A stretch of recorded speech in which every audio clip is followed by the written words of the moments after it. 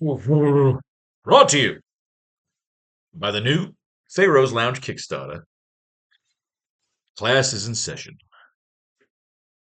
When we last left off, we were having a battle royale. Let's recap pages 7 and 8. And today we work on pages 9 and 10. Class number 5, the AracKnight Returns Chapter 2.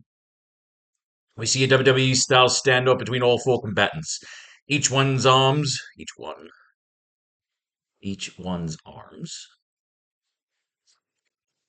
to their sides and fists clenched, ready to pummel each other. Nice to see you, gentlemen. Have you come to surrender? Pledge your fealty to the Empire. No, Norman. We came back here to claim the Doctor. Now you can give him up or we can kill you. Is there a third option? Know your place, boy. He does, Adrian. At my side, like a loyal knight. Now we both have something the other needs. Shall we cut to negotiations, or do we fight to the death in the palace that we created? Or do we fight to the death in the palace that we created? We? You son of a... Wait! SFX projectile. Ding, ding, ding. Boom! Big glue bomb hits. Before any of the four combatants can react, the projectile explodes like an EMP, but this is bursting with glue, which explodes all over the combatants. It's a nice pan-around type shot over the POV of the four main glue-covered combatants. We see they have been surrounded on the sky bridge at all points by the gang of D-list villains and bounty hunters hired by Mayor Jameson. We see Paste Pot Pete at the center, surrounded by the Mindworm, the Grizzly, the Cyclone, Monstroid, Krillic the Cruel, the Man-Killer, Drom the Backwards Man, Orb, Zandu, Equinox, Moondog the Malicious, Catman, and Phineas. Evening to all and fair fabled knights and monsters. We've come to collect the bounty upon all of your heads. It's been a devil of a search inside this space station of yours. But I guess you did us all a favor with this laser shower.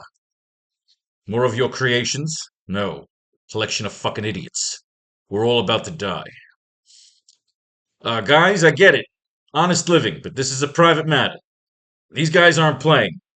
So please kindly return to your please kindly return to your copters. Too late. We see Norman literally rip upwards from a mound of hardening glue, to see his goblin glider rip him up and out and free of the glue shell. As the glider is free, it also fires off two small rockets, which shoot out crooked because of how fast and sloppy he escapes the gluey shell prison. As the rockets explode into the air, we see a giant splash page battle royal commence, as Spider-Man, Sandman, the Vulture, and the Green Goblin battle it out with the gang of bounty hunters in a great Emil Caballetiera-style battle royale shot. You can have the creative control to go nuts in this shot once you have the references. Here's some mix and mashups you could do in this splash page shot.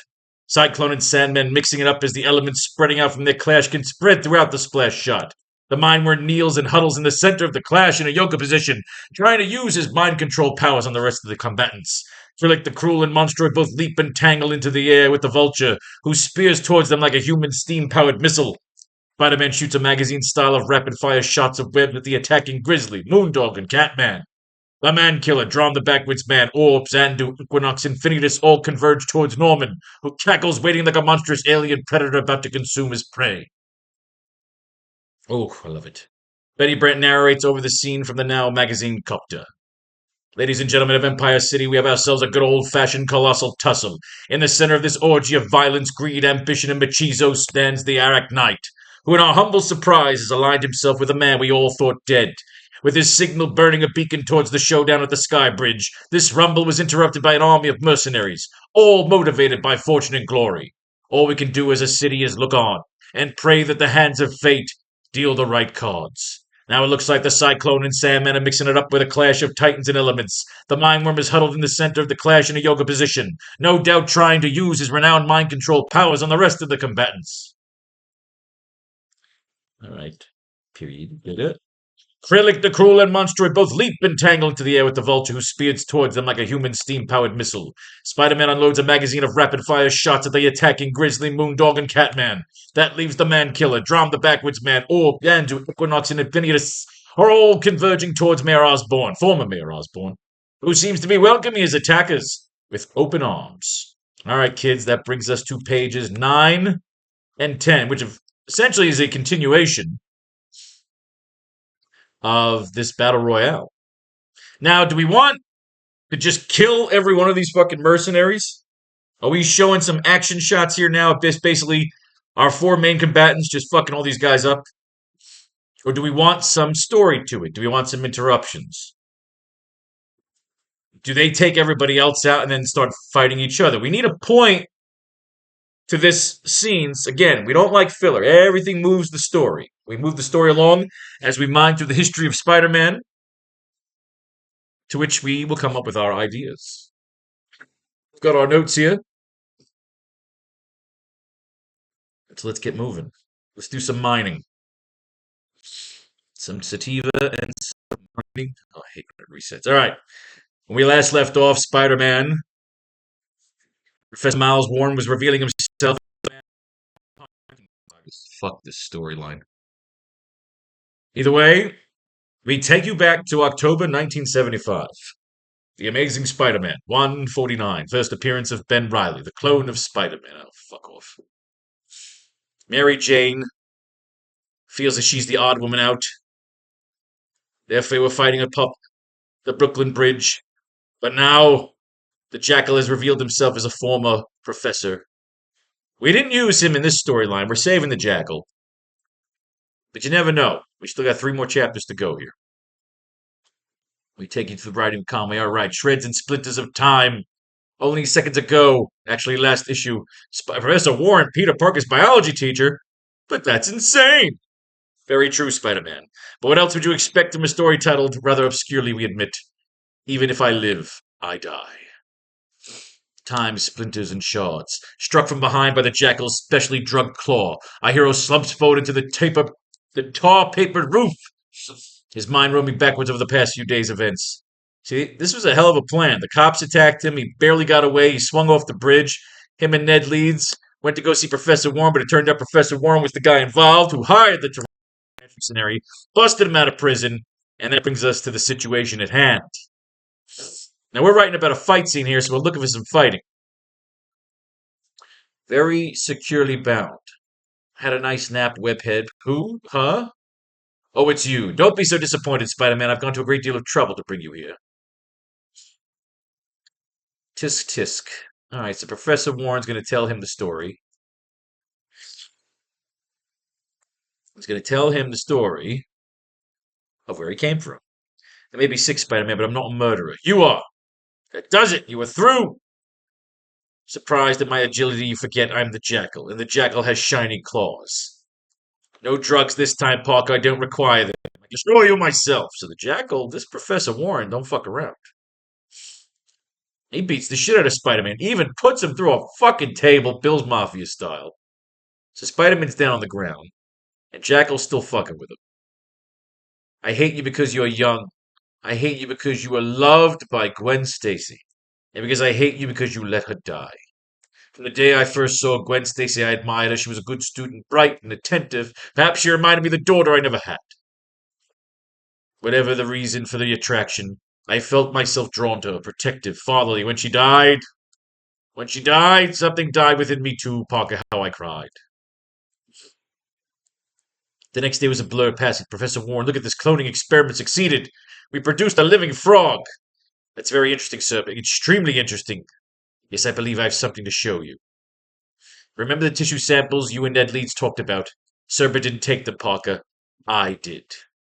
I gave them to him and told him they were samples from a rat. He was so excited.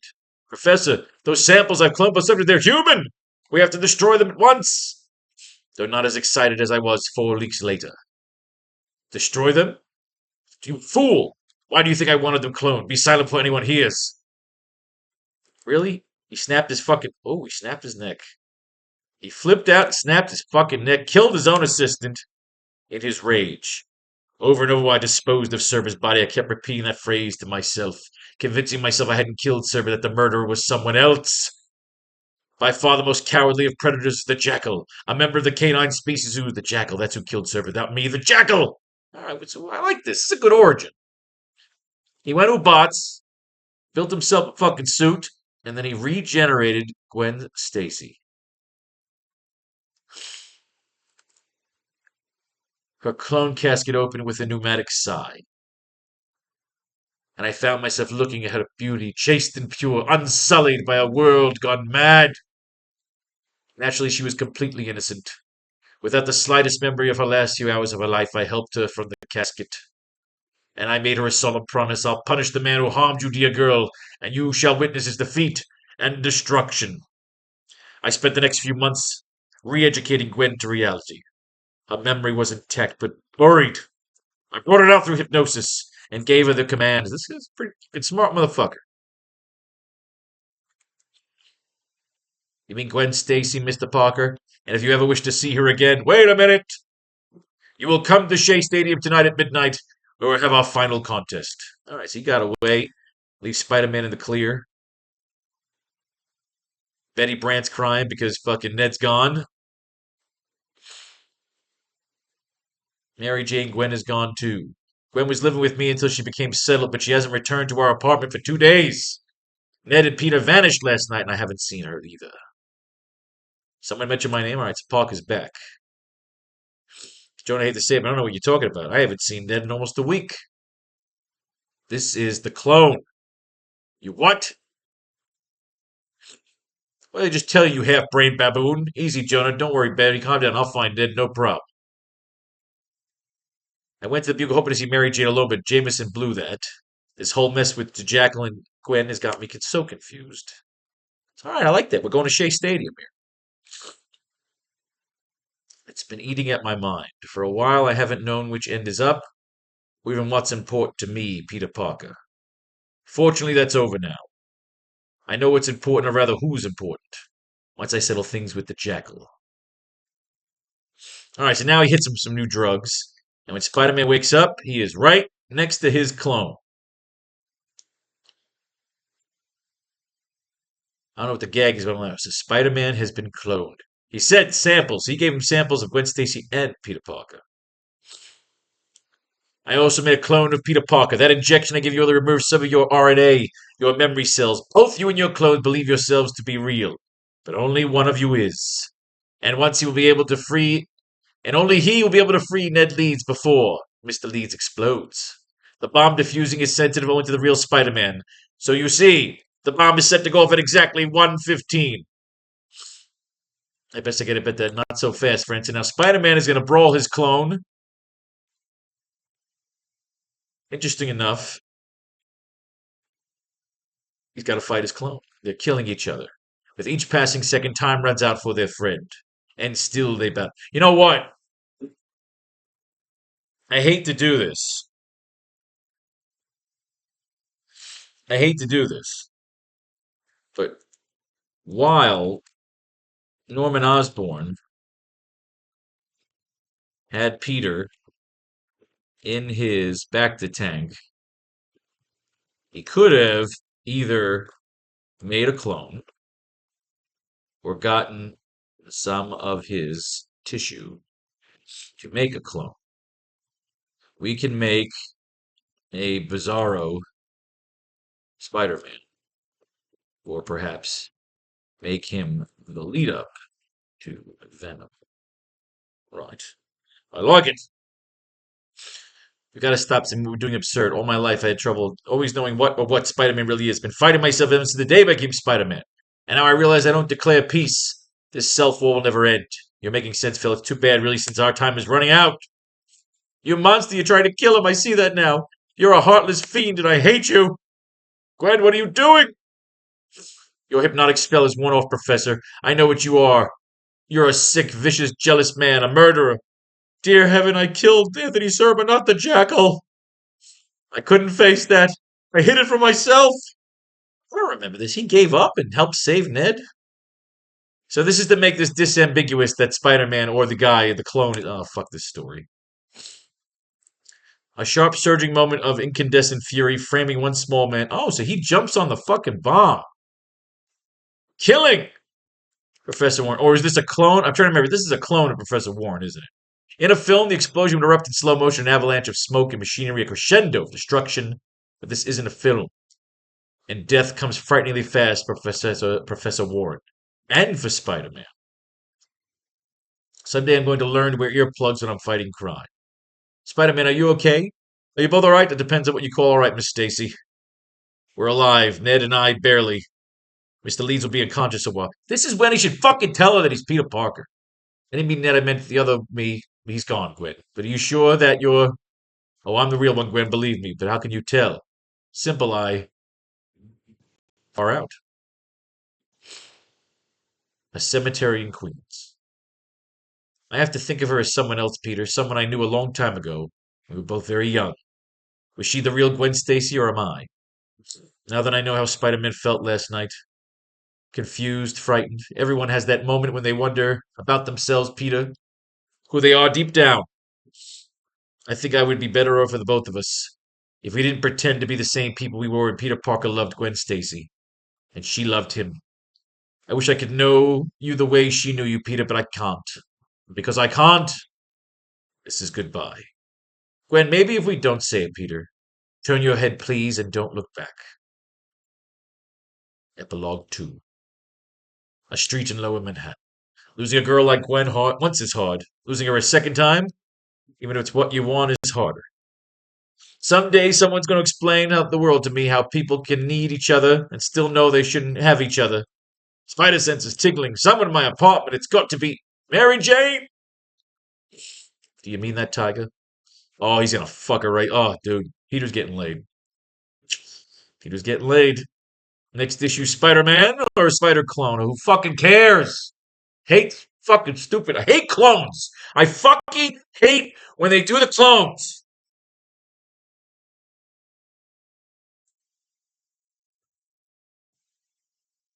Cable and Strife, Logan, Wolverine. Oh, it's always fucking clones. We're not doing the fucking clones.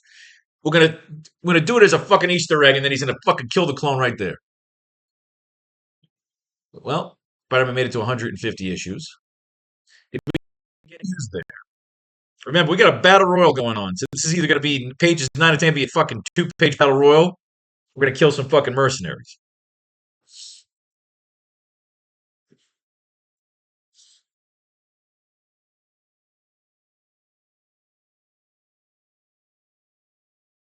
So we got a battle royal going on.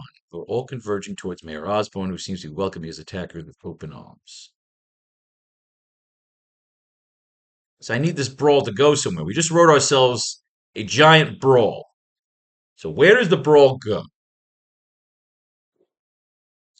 And how does it end? And where does it go from here? That's the whole challenge of writing is sometimes we pin ourselves into these situations. We got to figure out a way out without making it look ridiculous. We've got 1, 2, 3, 4, 5, 6, 7, 8, 9, 10, 11, 12, 13, 14, 15, 16, 17 fucking people fighting in this scene.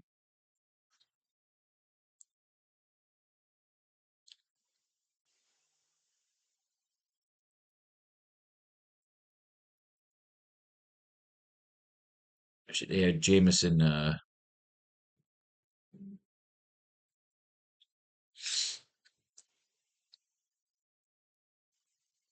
We cut to Mayor Jameson watching from his office on a big screen monitor.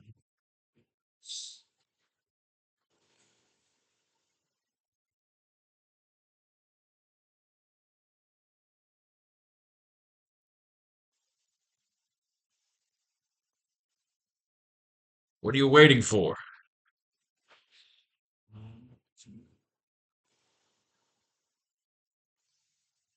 What are you waiting for? You guys taking bets on the winners? You guys taking bets on the winner? Shoot at them! Shoot at them!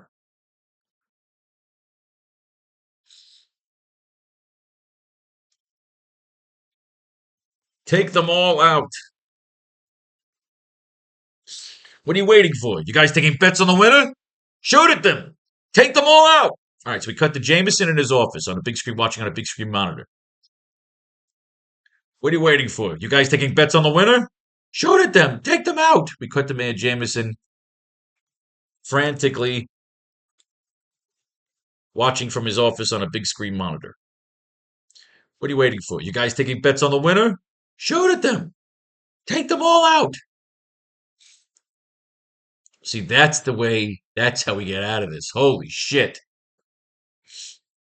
Because I was going to have a brawl, and then I said, what happens after the fucking brawl? Do like the four of them win the brawl and then say, okay, let's get together? Fuck it. Jameson's going to fucking crash this party. Mayor Jameson's crashing this fucking party. We cut to Mayor Jameson frantically watching from his office on the big screen monitor. What are you waiting for? You guys taking bets on the winner? Shoot at them. Take them all out.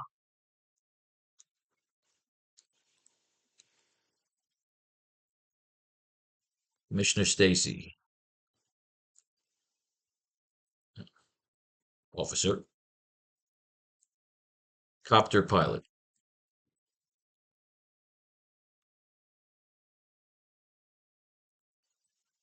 But Your Honor,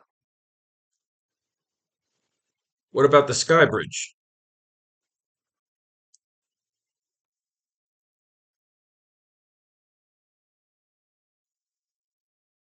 But Your Honor, Spider-Man is down there.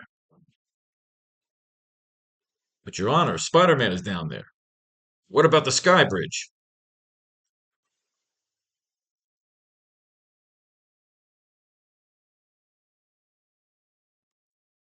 We cut to the cockpit of the lead copter pilot, who is flanked by the rest of the police force.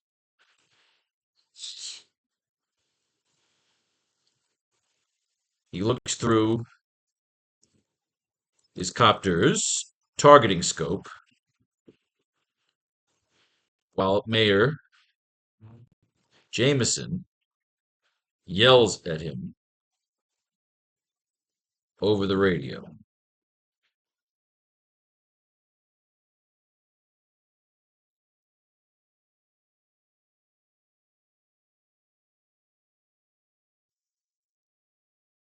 We cut to the cockpit of the lead copter pilot, who is flanked by the rest of the police force. He looks through the copter's targeting scope while Mayor Jameson yells at him over the radio.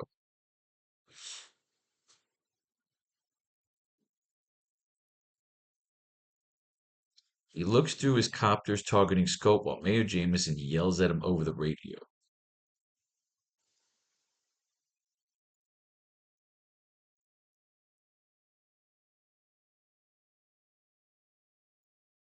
Let's have some fun here. Oh, I just came up with this little ditty.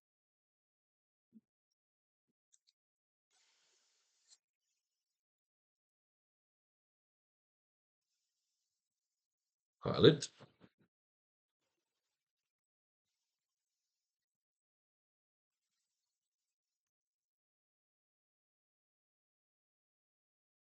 Sir, Your Honor, Spider-Man's down there. What about the sky bridge? First, let Mayor Jameson say.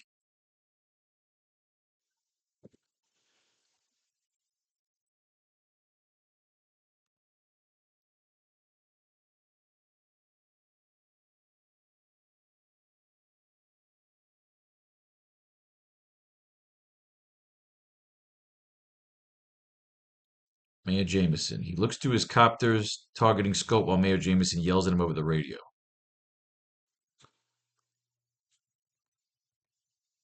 What's your name, officer? What's your name, pilot?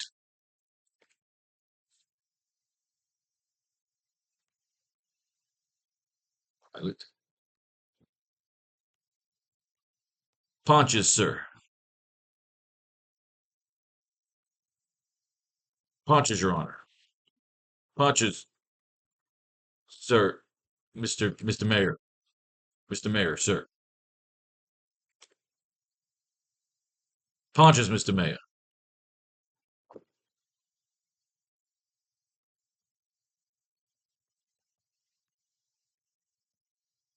Well, Ponches, pilot,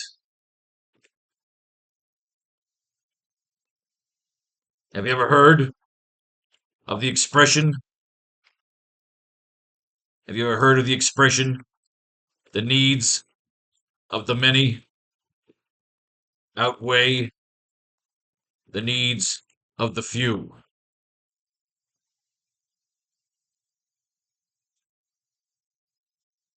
Well, Pontius Pilate, have you ever heard of the expression, the needs of the many outweigh the needs of the few? I have, sir.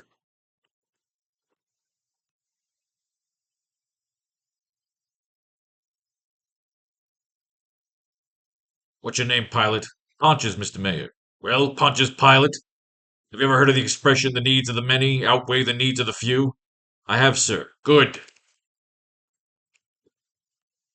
Good. Then blow the bridge.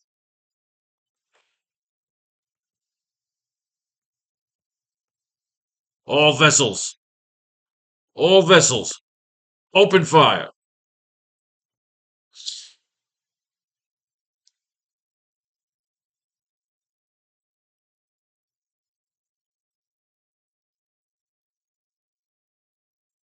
See, I was gonna have him say something like, "I haven't heard that expression." And he said, "Well, you want to keep your job?" I'm like, "Well, everybody does. Do you want to keep your job? The needs of the many outweigh the needs of the few." I have, sir. Good. Then blow the bridge.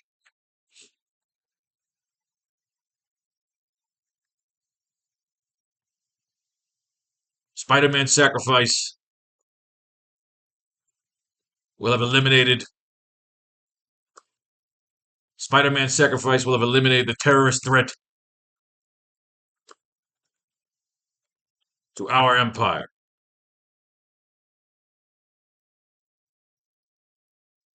Good. Then blow the bridge.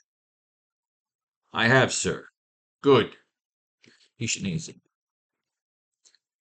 I have, sir. Good.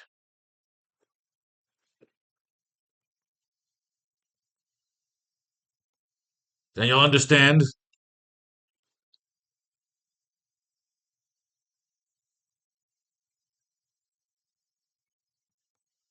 Well, Spider-Man's sacrifice will have eliminated the terrorist threat, the extreme terrorist threat, the extreme terrorist threat to our empire.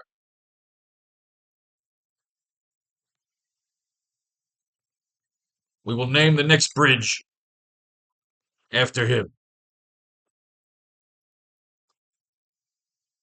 Now open fire.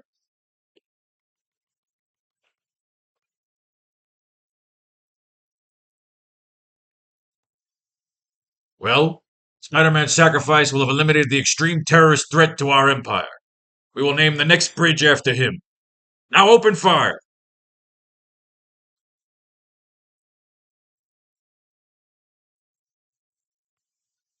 Is that where we want to go? Do we want to do that? Are we just gonna fucking have every copter just blow the sky bridge to hell?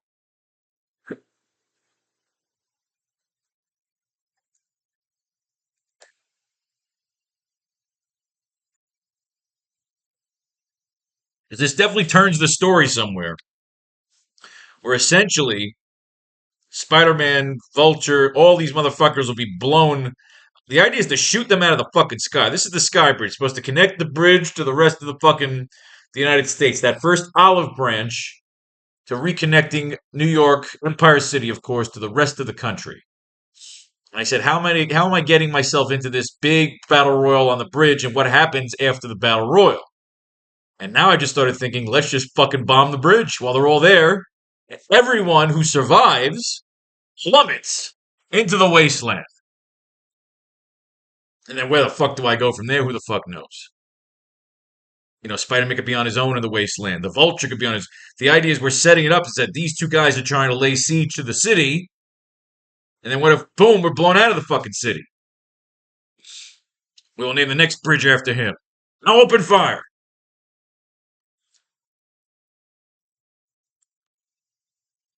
We see all of the copters start to converge towards the sky bridge, the base of the sky bridge, where the battle royale is going on, is going down.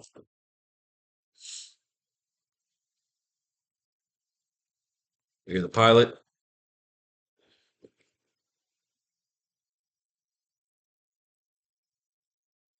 The pilot command.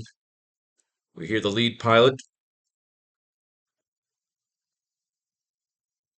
command the rest of the vessels, of the surrounding vessels. See, that's the best part about writing sometimes is when you're going through the motions. Sometimes you just come up with new ideas. Now I have no fucking clue what I'll do if I drop all these motherfuckers into the wasteland. And maybe the vulture is the only one that survives.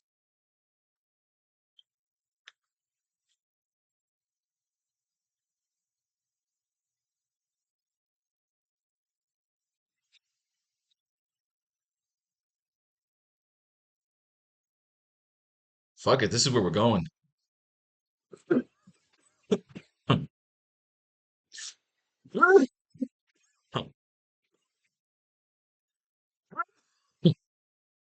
Oh,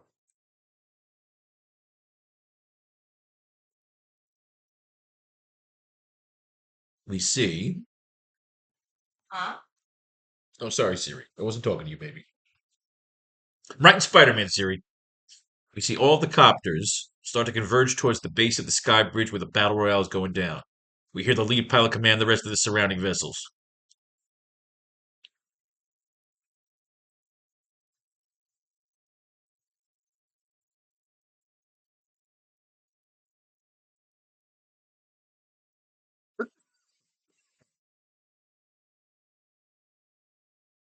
Lead pilot. Okay, so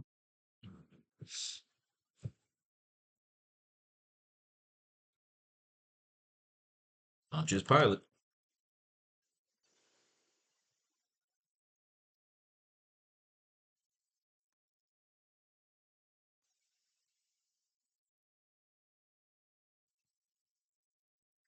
Streaming copters fall back. You heard the boss.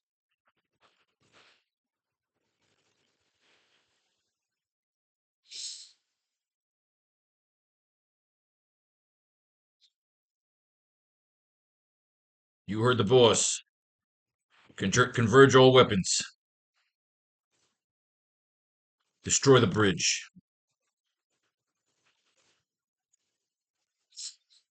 Converge all weapons. Destroy the bridge.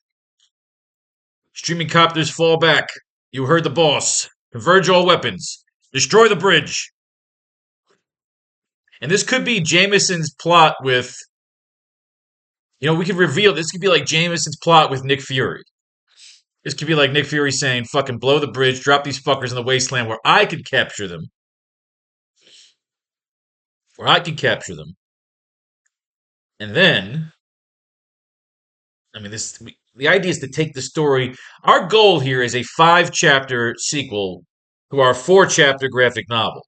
Not for the sake of filler, but to say if you're going to make a sequel, automatically go 1 chapter bigger. Make it a bigger story. Make it go different places.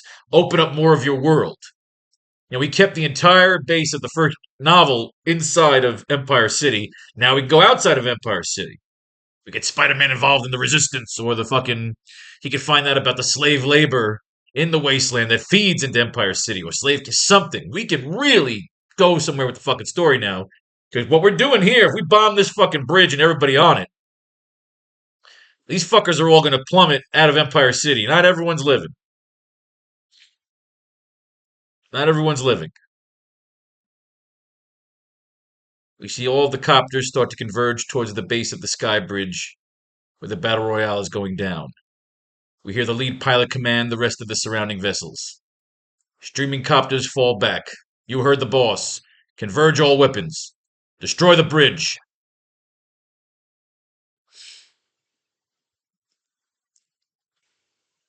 Now, wait, would the commissioner be. The commissioner wouldn't allow this. That's our only issue right now. The commissioner would not allow this. So, where is the commissioner? We put him in the hospital last issue. Has he made an appearance here yet?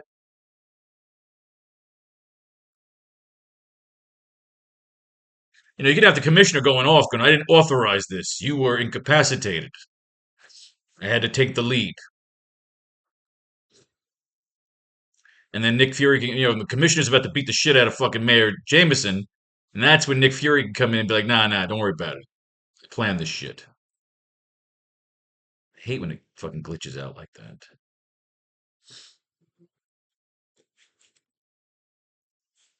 One of us.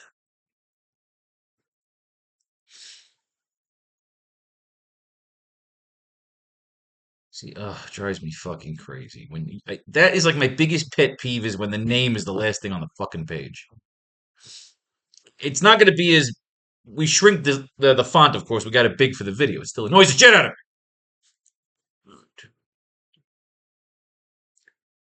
All right, so this was he was talking about. I definitely don't think we saw the commissioner yet. You owe me. Robertson's here. Betty Brandt. Catman. All right, so yeah, so we haven't shown that doesn't work.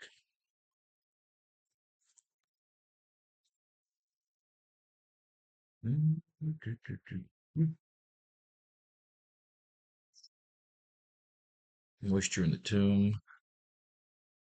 Sandman. Backgas the city.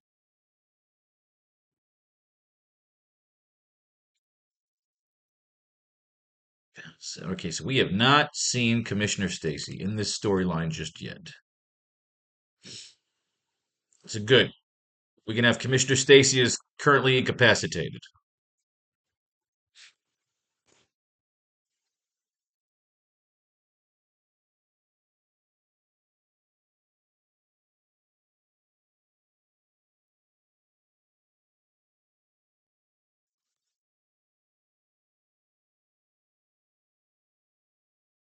So again, we have not seen.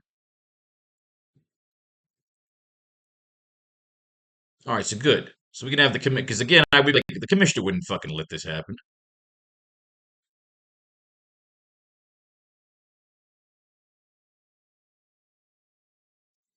Jimmy Copters fall back. You heard the boss. Converge all weapons. Destroy the bridge.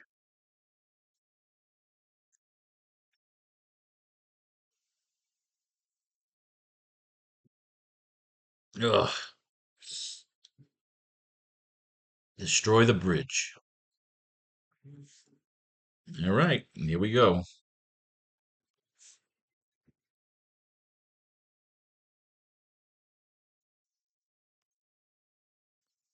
We cut to Spider-Man. So I kind of like this idea that you think Spider-Man's going to be able to escape, but he's not. And we'll give the tease that he is. We cut to Spider-Man punching out Catman as his sensors go haywire.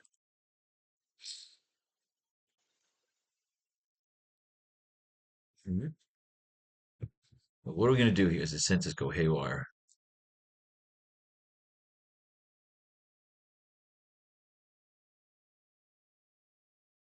We cut to Spider-Man punching out Catman as his sensors go haywire. SFX of the punch.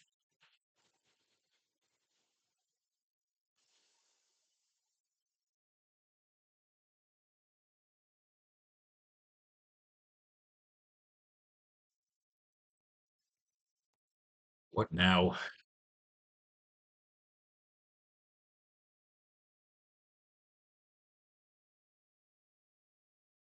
SFX of the punch. What now?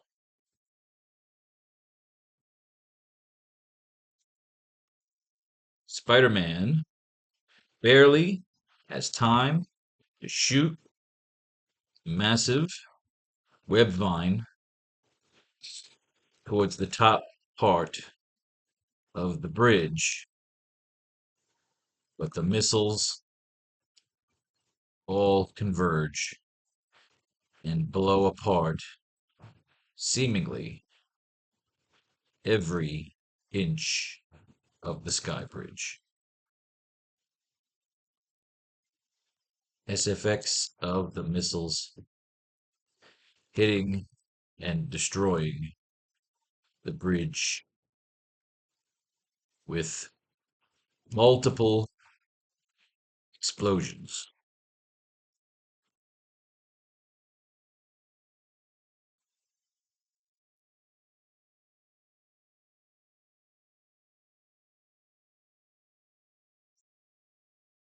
Mia Jameson We'll have Betty Brant narrate.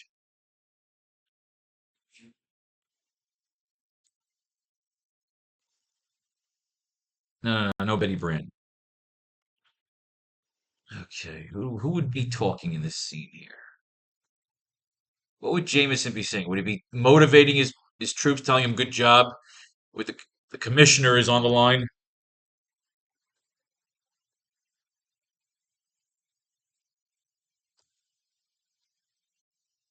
Mayor James is going to tell Commissioner in times of chaos. Now the commissioner will be there to tell him the lead work. We found the scientists. So Jameson's going to get a W here. We end this fucking section here with Jameson getting the win. Commissioner Stacy, along with his two closest detectives, Castle and DeWolf, they'll be the ones to help rescue Spider-Man. We haven't brought in Gwen Stacy yet.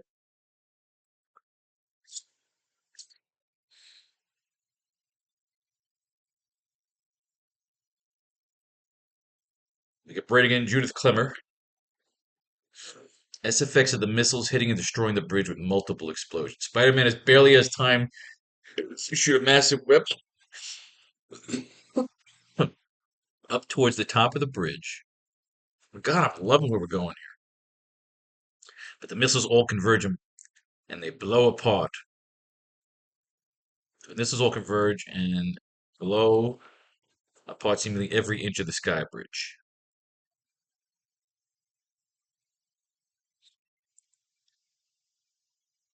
The missiles all converge and blow apart seemingly every inch of the sky bridge. Let's get a good shot here. No, don't worry about the dialogue yet. Don't worry about the dialogue just yet. Let's move our notes here. So we get two more panels out of this.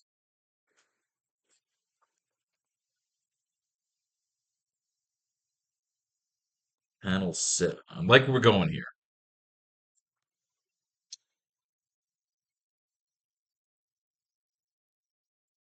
As the sky bridge has now been blown to bits, we see the combatants are all about to plummet down towards the wastelands below. We see Spider-Man has successfully hit one of the copters with a web vine as the copter attempts to save him.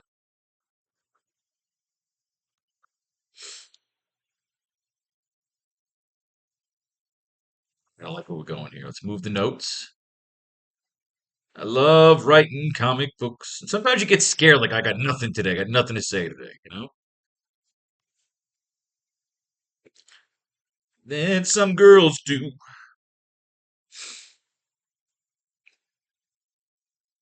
To use the scientist to benefit themselves as well as the doctor now. So we're changing up the story a little bit. Get rid of some of these notes.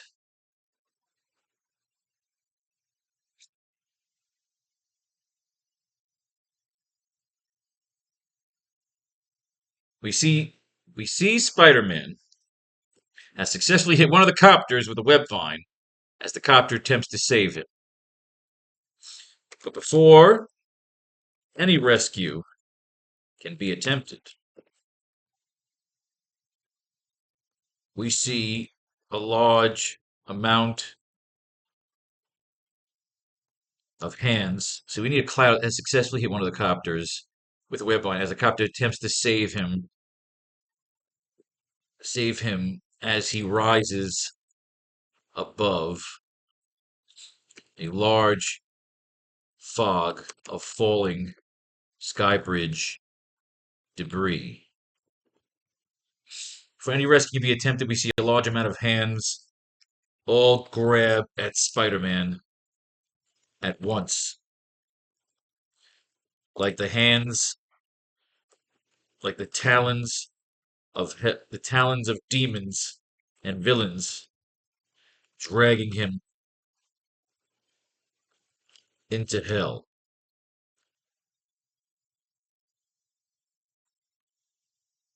But before any rescue could be attempted, we see a large amount of hands all grab Spider-Man at once, like the talons and demons drag him into hell as he disappears into the cloudy debris.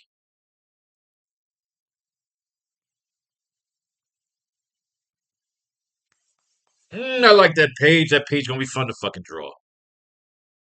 Now we just need some dialogue for it. Shut up, baby. It wasn't the door. We just got to get some dialogue for those two panels. Those three panels. We didn't write anything on five when they blew up the goddamn bridge.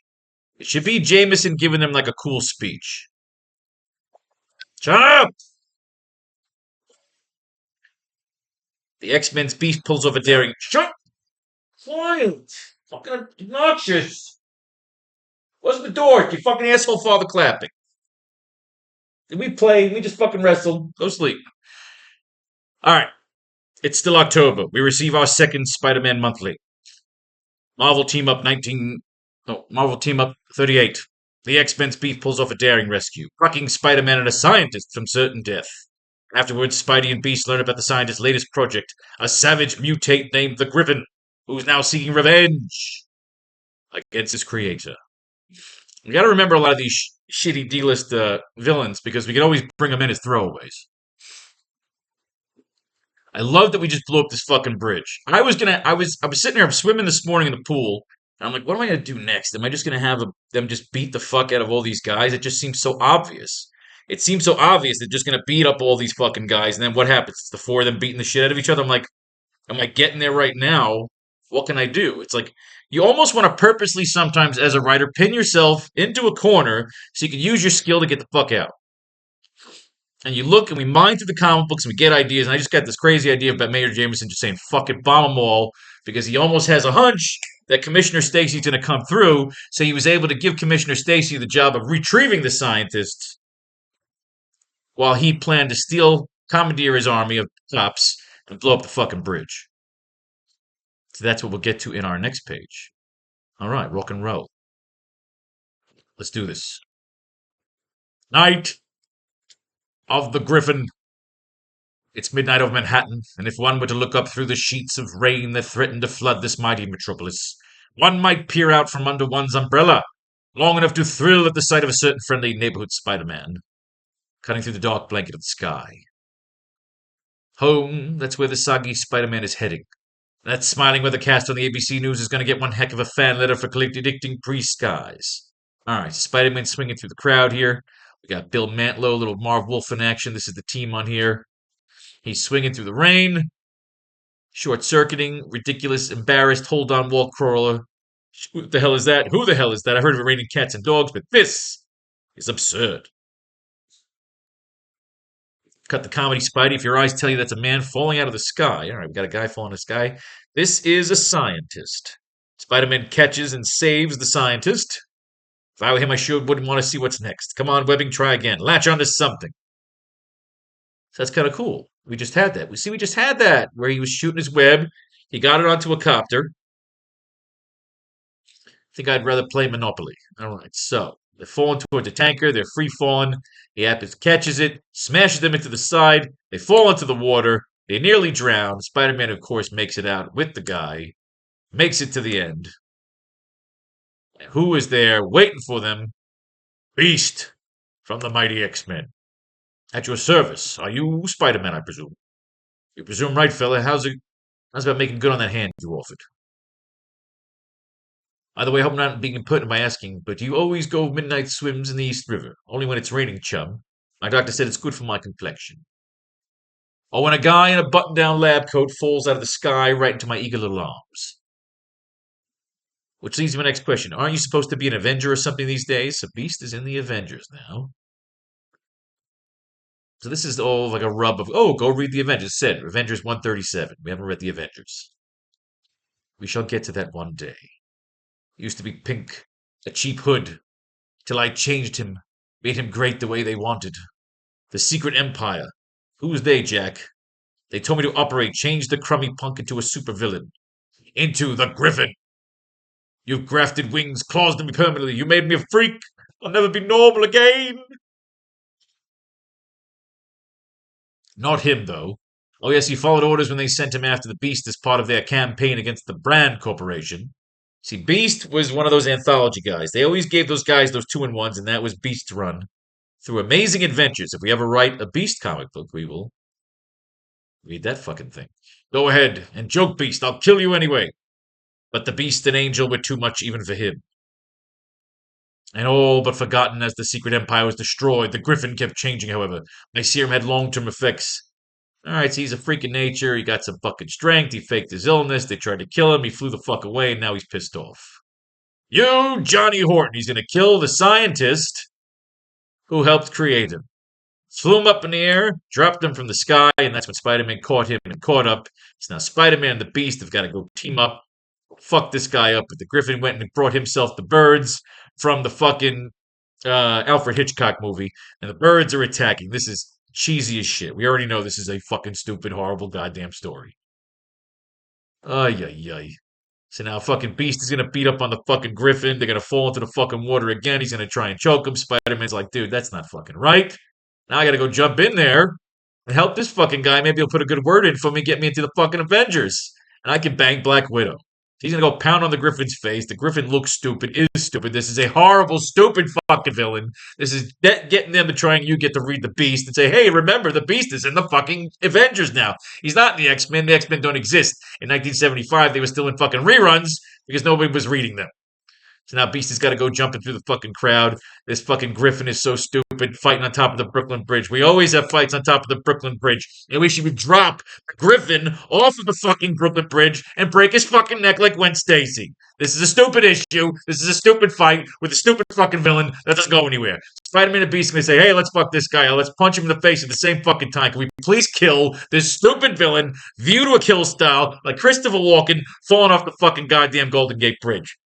Stupid, stupid, and more stupid. However, it's kind of funny that we're on a bridge and that in our story right now, there's a bridge. What's the problem, lady? It's late. We'd all like to go home, so precisely. These ruffians have halted traffic for nearly 15 minutes while going off their childish brawl. Oh, God, shut up. You are herewith discharged. Now fix that tie and take me home. City is so bad for my sinuses. You forgot something, lady. Like an apology to go as ruffians. Oh, good, he webbed her feet. At least fuck her up a little bit. Should have punched her in the fucking head. Next, Spidey and the Human Torch battle together against more old villains than you could shake a snake at. And any number can slay. Man, that was a stupid fucking issue. You know what it is? When the villain looks retarded, you just can't, you're not going to enjoy the issue. But we'll come back.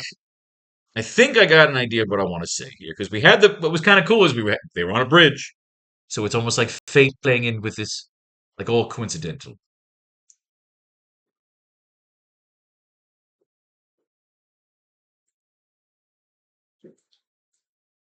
Mm. Spider-Man barely has time to shoot a massive web line up towards the top part of the bridge.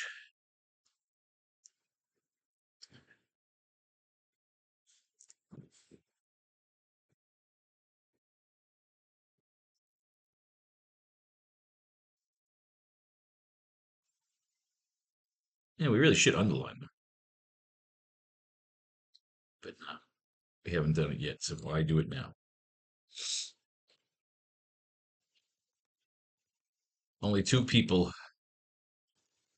can pull this off, and I know one of them isn't the commissioner. Only two people can pull this off, and I know one of them isn't the commissioner. I know one of them isn't the commissioner. And by the time I find out,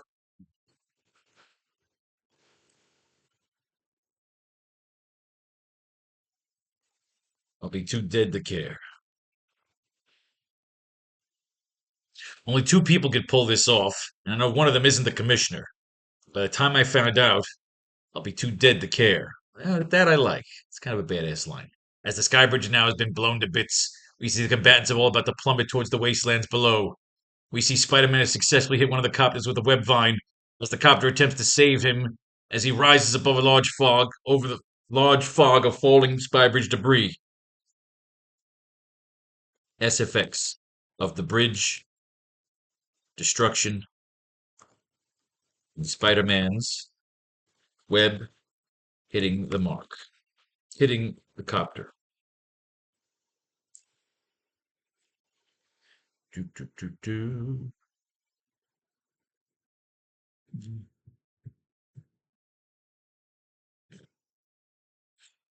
Pilot, of course, will say, remember, all these cops don't know that he's secretly after fucking Spider-Man.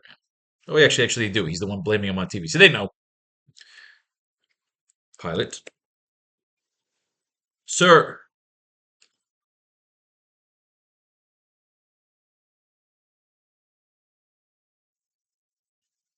Spider-Man is airborne.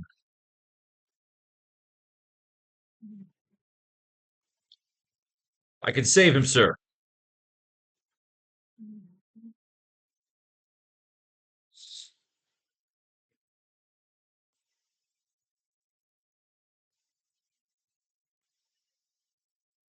Mayor Jameson. What? Sir, Spider-Man is airborne. I can save him, sir. What? Um, yeah, sure. Do your best. No, yeah, sure. Do your best.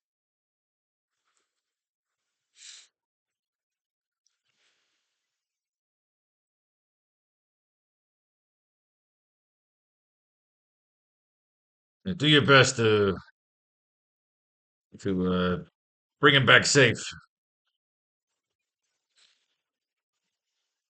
Before any rescue be attempted, we see a large amount of hands all grab at Spider-Man at once, like the talons of demons and villains drag him into hell as he disappears into the cloudy debris.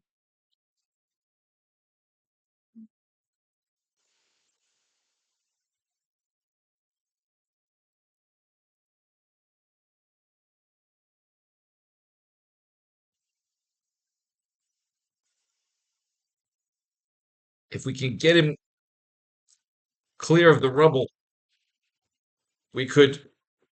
Urgh!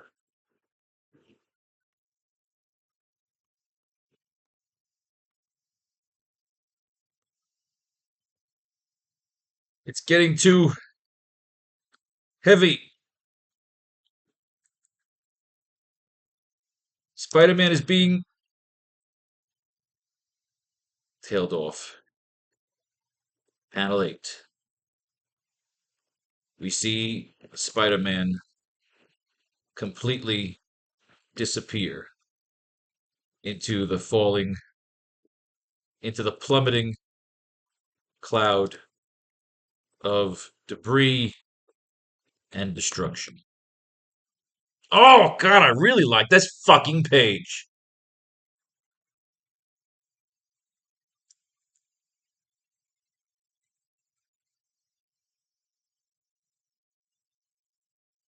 Spider-Man is being silenced. No line from Jameson there, nothing, just fucking silence. He just disappears. He just disappears.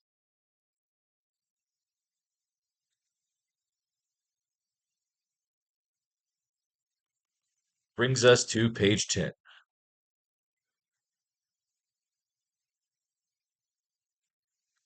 It's going to set up page 10 and we'll start writing out the dialogue. We cut to Mayor Jameson covered in flop sweat and spilled coffee. Covered in flop sweat, spilled coffee, and cigar ash.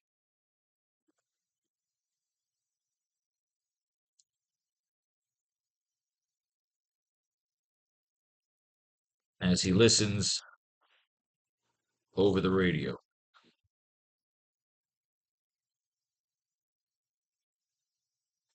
Give me a second, let me throw this out. Right, now pay attention. All right. We cut to Mayor Jameson covered in flop sweat, spilled coffee, and cigar ash as he listens over the radio.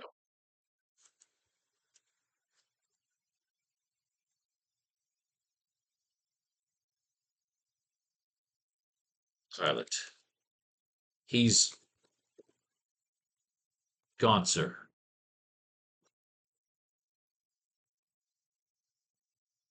Gone. Gone? You mean it?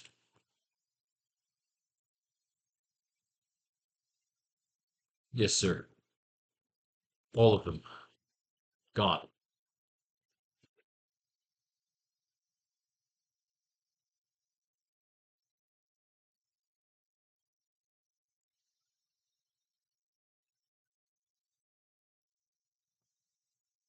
Relieved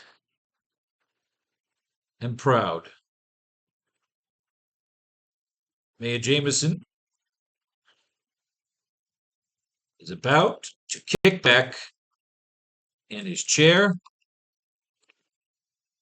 and take a long puff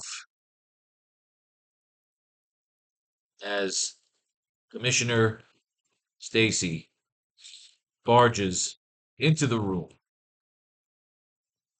flanked by Captains Castle and DeWolf.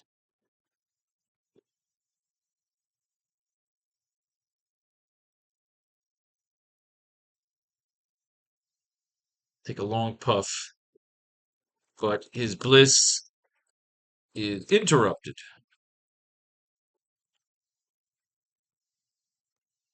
as Commissioner Stacy barges into the room, flanked by Captains Castle and DeWolf.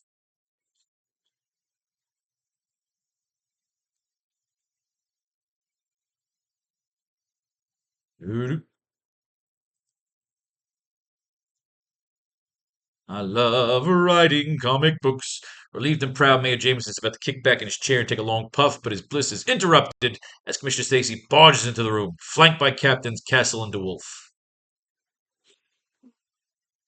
Well, you know they'll put the Punisher in here, Frank. The AI will put the Punisher in here, Frank Castle and Gene DeWolf. So what we're going to have here is Commissioner Stacy's going to barge in and say, you son of a bitch, you commandeered my force while you sent me on a goose chase.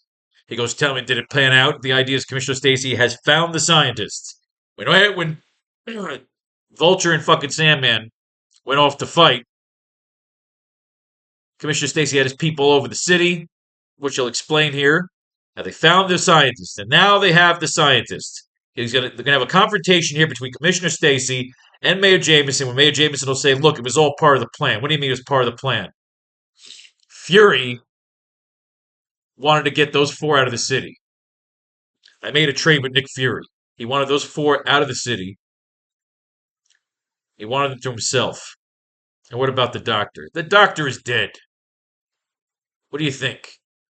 You really think that Norman Osborn had him hiding it? All right, so he's going to tell him to go after the brain now. They're going to have to find that brain. But of course, left to his own devices, we'll show maybe Dr. Octopus, the living brain, escape. So much we can do with our fucking story, our Spider-Man universes. So much fun writing comic books. All right. Okay, we want a confrontation here between Commissioner Stacy and Mayor Jameson. He's found the scientists. Commissioner Stacy has found the scientists. We will explain the trade-off between S.H.I.E.L.D. and Empire City. All right, so let's get some mining done. Let's finish page 10, and we are done for the day. To the next class, of course, which the next class will bring us to the halfway point. Oh, a team up between Spider-Man and the Torch. The team-ups are tough, but we use them as well as we can. And if they suck, we just blow through them. Then we stay with the fucking flagship issues, which of course right now is stuck in the fucking Clone Saga. Actually, it's not even the Clone Saga yet. That's 250 fucking issues away. This was just the first time they introed it. Spidey and the Torch, together. Chapter 1. Any number can slay. New York in August. Now, remember, even though the cover dates are 2 issues ahead, remember they're writing and then they have to draw the comic books, so they're profiling summertime in New York, even though this is an October issue. Actually, it's not. This is November, if I'm correct, because we just read the October issue. So it's a few months behind. 3 months behind, to be exact. Look, it takes a few months to draw a fucking comic book. The very best time not to plan a trip to Fun City, as its ex-mayor used to call it, before he got out.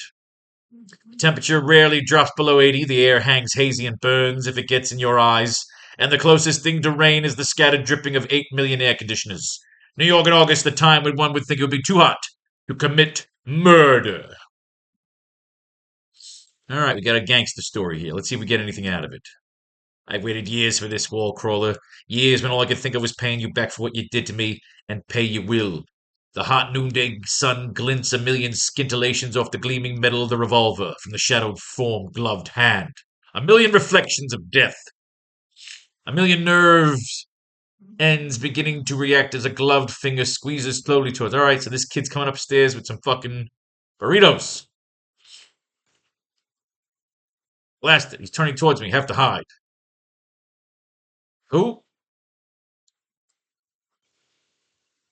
You're Spider-Man. The kid looks like he just swallowed a bowl of goldfish. He drops his burritos. Oh, that's fucked up. He was feeding the birds. Oh, he's feeding his pigeons. As a favor for an illiterate superhero. Oh, see, I speak good English. Great. Make you a deal. You tell me your name and I'll help you pick up that pan of bird seed you spilled all over the roof. Fair enough. My name is Manuel Orgales, but you can call me Mosquito. Jesus Christ. Peter making a fucking friend feeding the birds. Spider-Man itself. You know what we can have? We can throw some Game of Thrones shit in here. You know, Master Whisperers, Ravens. We can do that. You never know. Pretty nifty. All right, what we got here? It seems you have a captive audience. El Hombre, Spider-Man comes to see you. Look, Pepita. You know, like, so can they do tricks like carry messages back and forth? Sí, más inteligente. Very smart. But I don't like them. I don't like them to go too far from their coop. Too safe for the birds. All right, so this gangster's going to kill Spider-Man. So I have a feeling this is an old school villain of an old amazing Spider-Man. Get down, Mosquito. Stay down. All right, so we got pigeons here before he ducked behind the chimney. But our exit. You never know what you can use. Sometimes you just pull one element out of a random panel and you use it in your story. Somebody is after Spider-Man. He's got to figure out who. There's blood all over your clothes. Did you get shot? No, one of his birds did. This is Pepita. She is dead. Killed the fucking pigeon. Now you feel that because you love your animals. And they're so fucking innocent, so when they get killed, even in a comic book, it's tough to read because it just shows how cruel the world can be. Bad things happen in this city, Senor. Very bad things. I know, Mosquito, I know. The sulphur stench of gunpowder drifts in the slight breeze coming from the East River. But Spider-Man gazes out on the sun-baked Lower East Side, thinking, August in New York. The breezes that scream past the windshield of the high-flying Fantastic car, and past its sole occupant, Johnny Storm, junior partner in the Fantastic Four, better known as the Human Torch.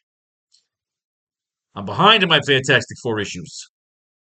Though if it wasn't spending this Friday night alone just checking out the Fantastic Car's faulty gyro system, I'd appreciate this breeze a lot more. You know, it's Friday tonight when I'm reading too. That lasso I'm falling out of the frying pan. Somebody's fucking with the torch. Those gyros must be in worse shape than Reed thought if someone was able to upset the Fantastic with a crummy lasso. Back to the Baxter building. Doesn't seem... Oh, it's Montana! We have brought back the Enforcers. Now, if you guys remember, I used the Enforcers ever since Spider-Man and I polished you off the other voices. I used the Enforcers in the AracKnight 1 in the first issue. They were the thugs that Spider-Man beats the shit out of. That first time you get the Spider-Man line. So it's kind of cool seeing Montana back. Why not torture a little older, maybe a little stronger?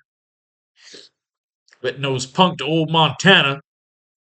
So Montana versus the Torch. Start talking, Montana, before I get really mad. He has no reason to fear you, Torch. No reason at all. Who in blazes you? Meet my boss, Torch. And the horse pistol he's pointing your way. Boom! Hits him. So now we got a mystery villain. Who is this?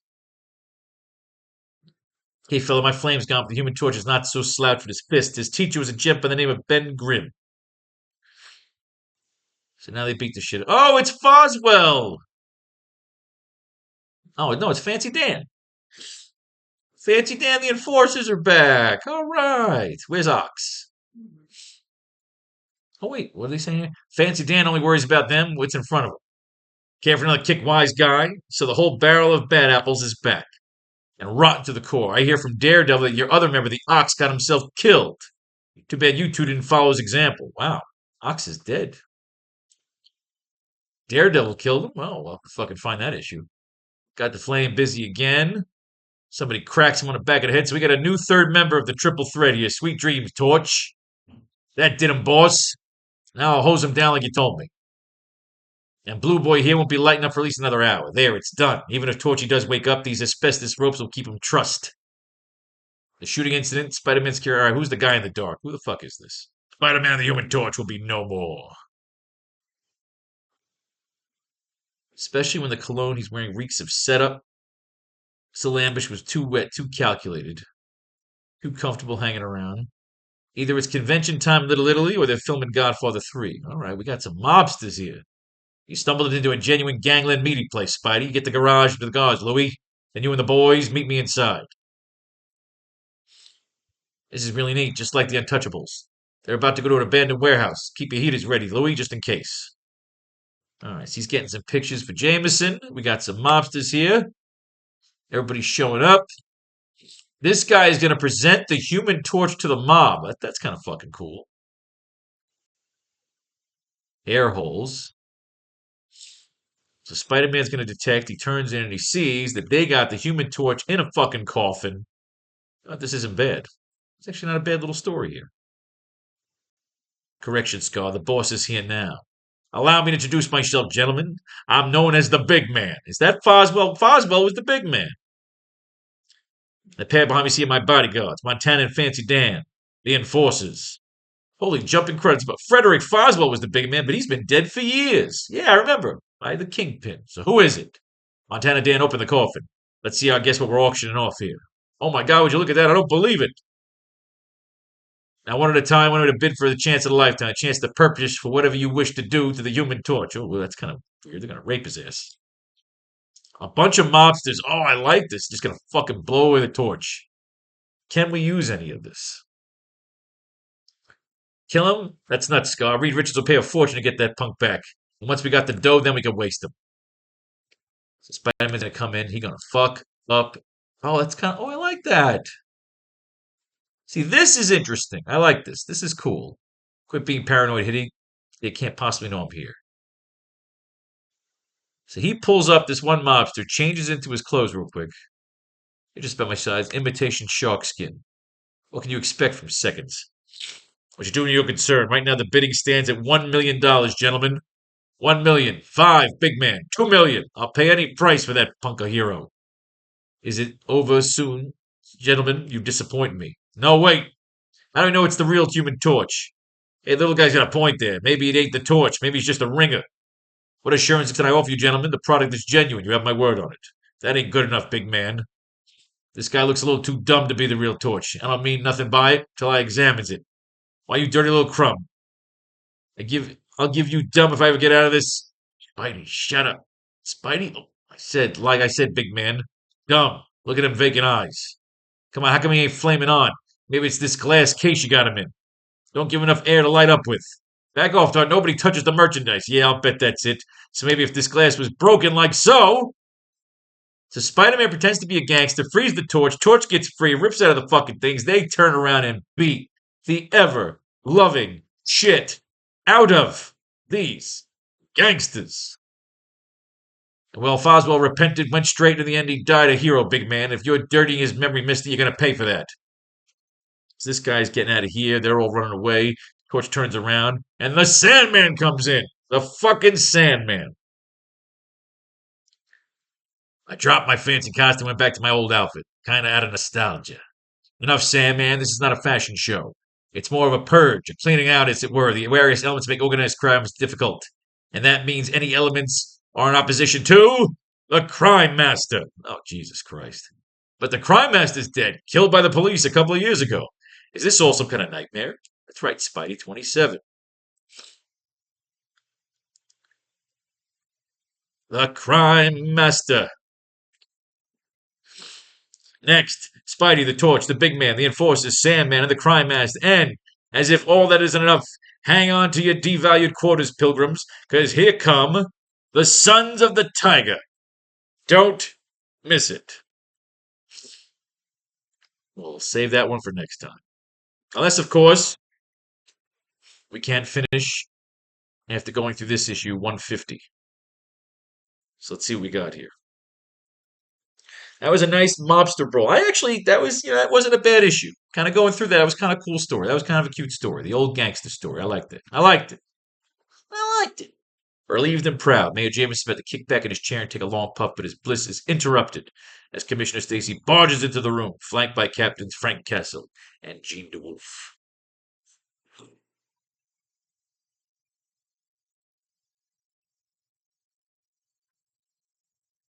Commissioner Stacy.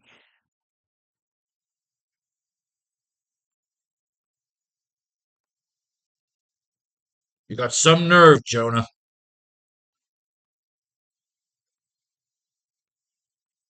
You got some nerve, Jameson.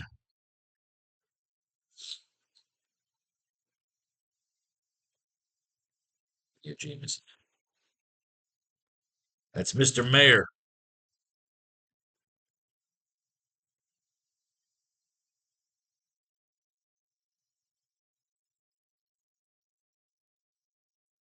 You got some nerve, Jameson. That's Mr. Mayor, Commissioner.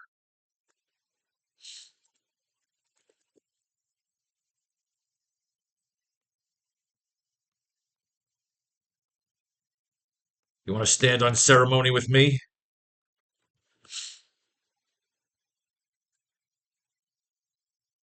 You want to stand on ceremony with me? I'm not impressed. You want to stand on ceremony with me?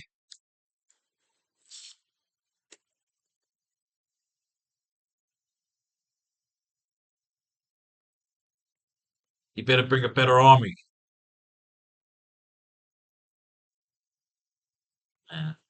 You want to stand on ceremony with me?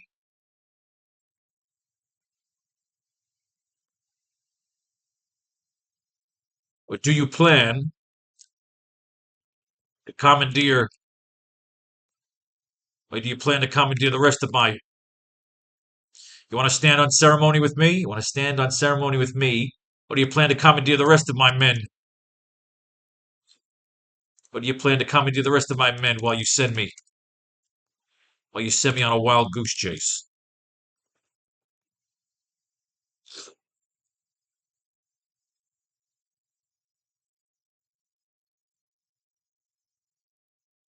You want to stand on ceremony with me? Or do you plan to commandeer the rest of my men while you send me on a wild goose chase?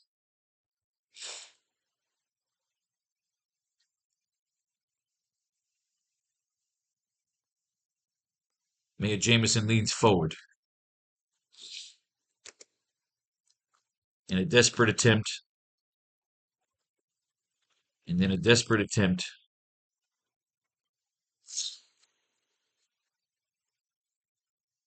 Mayor Jameson leans forward in a desperate attempt to calm down the commissioner,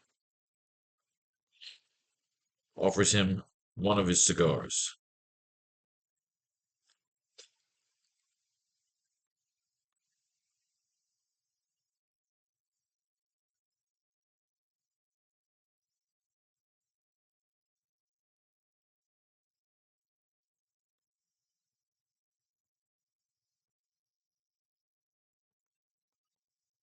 Charge of this empire. I'm in charge of this empire, George. And sometimes that means making tough decisions.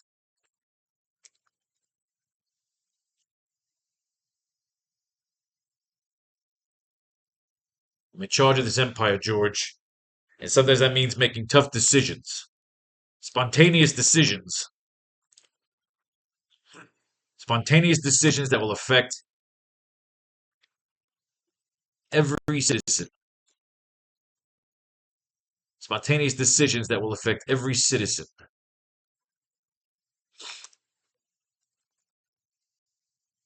When your champion shines a light into the sky,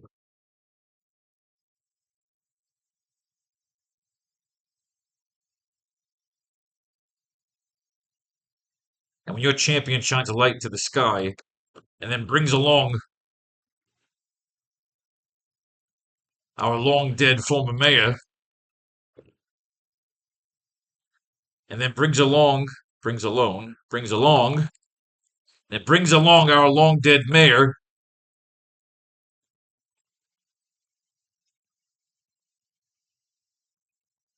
flying blind on a rocket cycle, and then brings along our long dead mayor flying blind on a rocket cycle.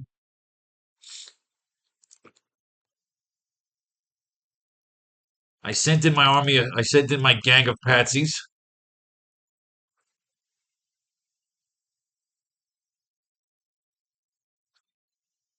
I'm in charge of this empire, George. And sometimes that means making tough decisions. Spontaneous decisions that will affect every citizen. When your champion shines a light to the sky and then brings along our long dead mayor flying blind on a rocket cycle, I sent in my gang of patsies. And then, yes, I commandeered your police force. And in that moment, I saved the city.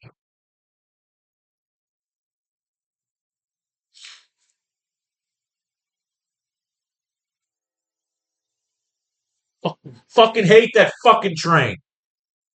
They got this fucking cunt purposely beeps that fucking horn. Listen, if you're an idiot drunk on the train track, you should get run the fuck over by the train.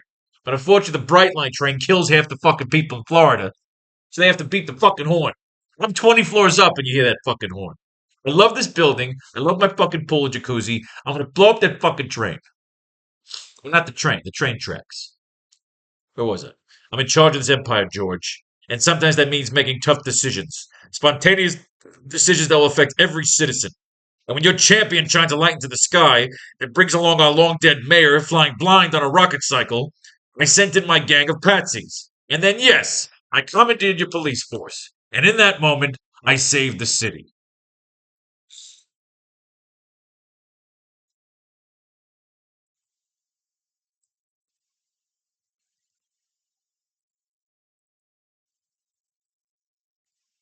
I saved the city.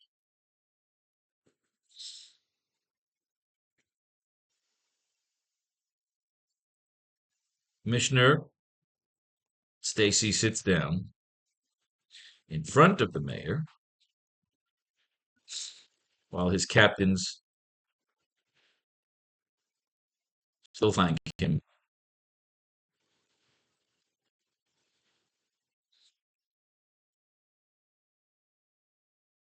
Takes a cigar while Jameson pulls out a bottle to pour out some drinks.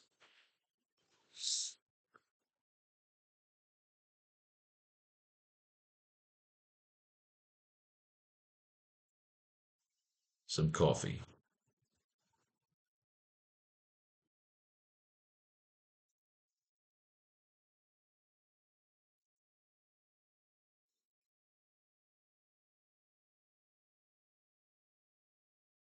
Mr. Stacy sits down in front of the mayor while his captains still flank him. He takes the cigar. No, not the captains. I don't want the captains in it yet. Shut. Commissioner Stacy sits down in front of the mayor, takes the cigar, takes the cigar, takes the cigar, takes the cigar, and takes the cigar. It takes the cigar while Jameson pulls. No. Well, Jameson lights a match.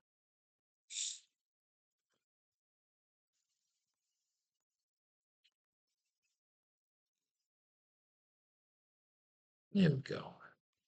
In that moment, I saved the city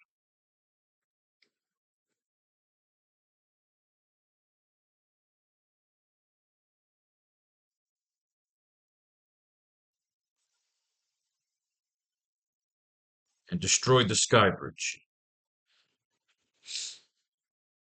No, not yet.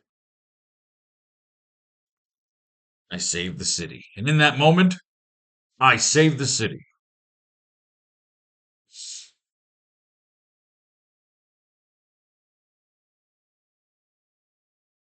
Commissioner Stacy sits down in front of the mayor and takes the cigar while Jameson lights a match for him.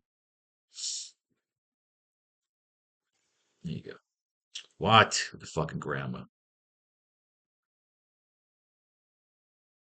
Commissioner Stacy sits down in front of the mayor and takes the cigar while Jameson lights a match for him. Yes, good. Here we go. Why that was so fucking complicated.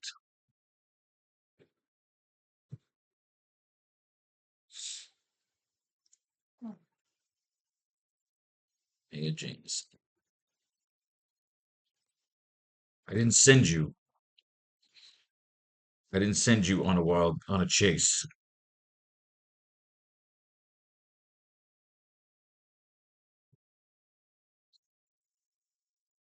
That's it. You saved the city. Okay, wait. So Commissioner Stacy sits down.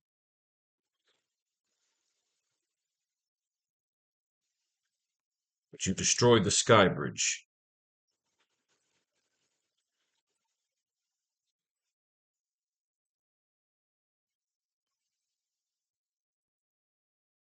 But you destroyed the sky bridge. Bridges can be rebuilt. Bridges can be rebuilt. And it was all part of the plan. And it was all part of the plan. What plan?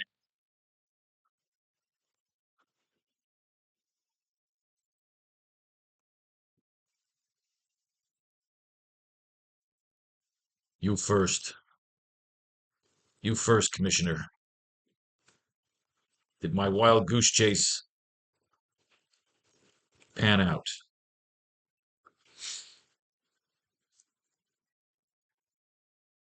You first, Commissioner. Did my wild goose chase pan out?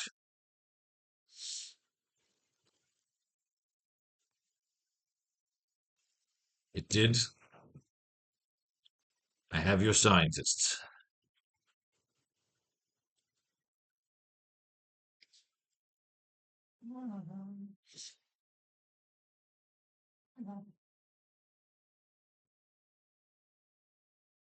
It did. I have your scientists. So he shouldn't come in with Castle and DeWolf.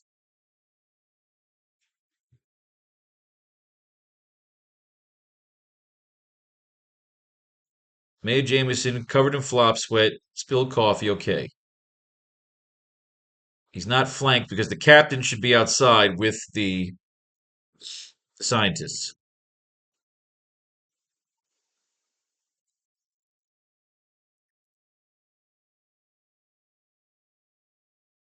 I like this.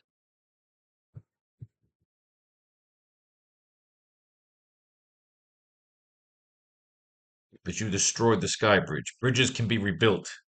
And it was all part of the plan. What plan? You first, Commissioner. Did my wild goose chase pan out? It did.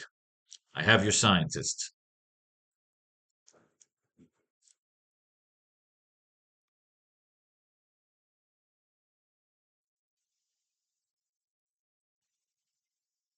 We collected them from the abandoned.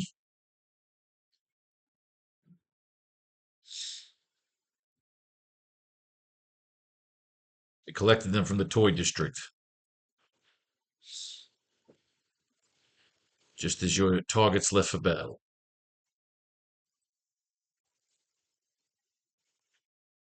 Just as Marco and Toombs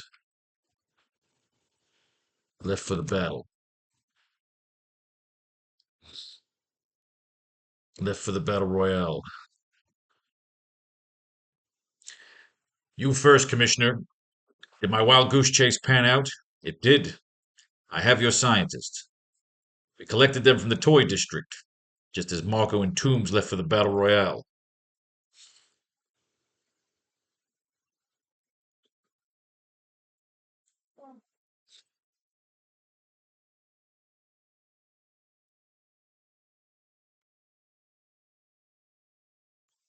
Okay, so what am I going with this here? Two panels left here. It did. I have your scientists. I have your scientists. We collected them from the toy district, just as Marco and Toombs left for the battle royale. Can I have my scientists? Elated, Jameson slides over a cup and pours out a steaming cup of coffee.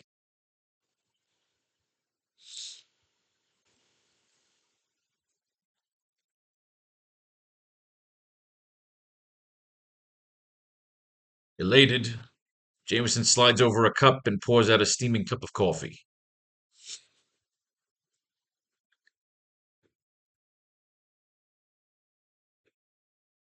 What does he say here? It did. I have your scientists. We collected them from the toy district, just as Marco and Toombs left for the battle royale. Just as Marco and Toombs left for the battle royale.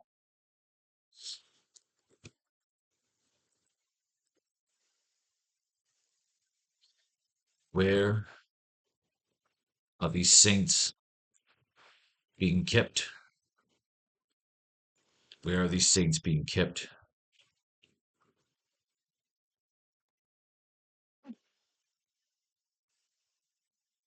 They're safe with my men.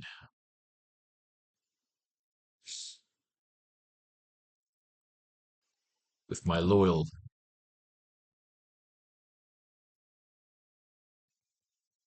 They're safe with my loyal flank.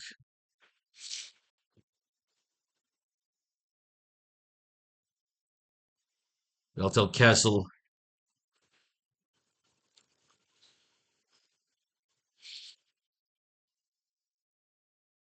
I'll tell Castle and the Wolf they're safe with my loyal flank. I'll tell Castle and the Wolf to shoot all three of them.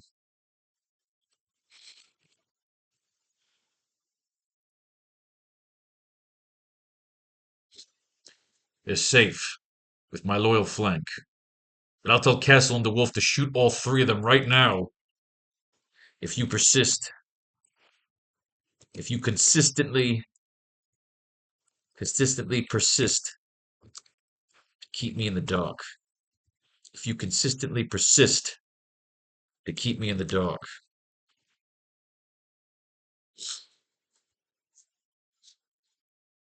They're safe with my loyal flank. But I'll tell Castle and the Wolf to shoot all three of them right now if you consistently persist to keep me in the dark. I understand your loyalty to the city. But I want to know why I understand your loyalty to the city. But what I do want to know, what I do want to know is why did Spider-Man have to die?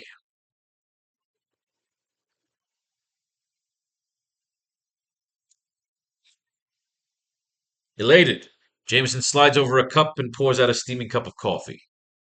And where are these saints being kept? They're safe, with my loyal flank. But I'll tell Castle and the Wolf to shoot all three of them right now if you consistently persist to keep me in the dark. I understand your loyalty to the city, but what I do want to know is why did Spider-Man have to die? I don't know, that's a little dramatic.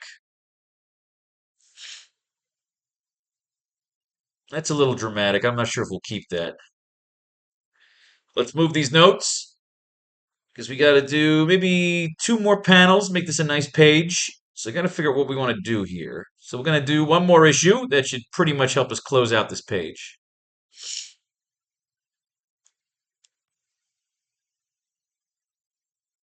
Anything we're going to use from the notes here? Inclusion of the moon gem. We're getting to that. Needs the scientist to help cure his son, who was an astronaut that was either affected with the venom symbiote virus or that he was turned into a werewolf following his mission to the moon. We can reveal this now with some exposition, or we can just jump to the next scene here. I thought about making a deal with the doctor, but I knew it would only work his best when he is openly and truly defiant. Or you can let them get together with the intention of stealing their finished products after the success. That could be some twisted shit or redemption. We can still play around. I will always retaliate. We're even. Leave needs a body. Yours. Bringing the stones back from his trip from the moon. We have to get the doctor back with his minions to find a mouthpiece for the living brain to communicate. He will turn the villains against each other. See, right now you gotta remember, when we get back to Spider-Man, him and everybody else just plummeted into the fucking wasteland. We've never really assessed how far above the chaos, so we can really have some fun. This is the ruins of America. And Spider-Man was there with Mary Jane. They were watching a gamma explosion. We're gonna have the Hulk pop in.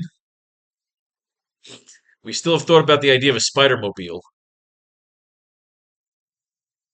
Spider-Man could be rescued by Nick fucking Fury, Agent Judith Clemmer. They could really get down right now. But we really need to close out this page. We have the commissioner and Mayor Jameson. So this is more of a conversation page, so let's make the conversation interesting. So now he's got to reveal the plan. We got to finish this page with him revealing the fucking plan. They're safe with my loyal flank. I'll tell Castle and DeWolf to shoot all three of them right now if you consistently persist to keep me in the dark. I understand your loyalty to the city. What I do want to know is, why did Spider-Man have to die?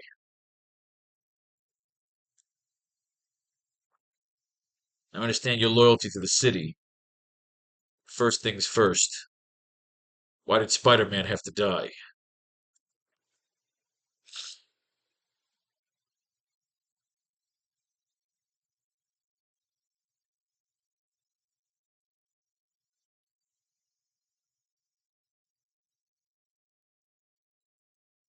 Mayor Jameson looks out the window at Empire City's neon nightscape as it glows in his eyes, showing fear and regret. Let's close this out right. These moon gems, all this shit right now.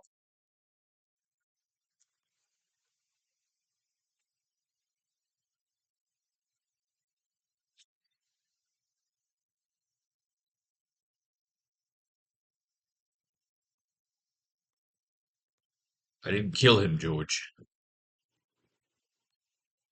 I merely traded his life.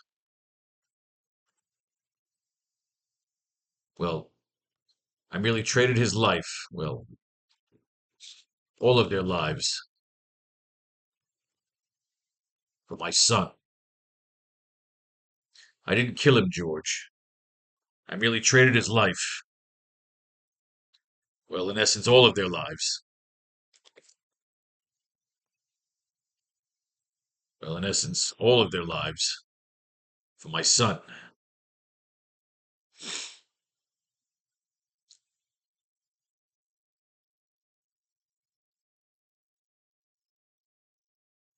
For my son.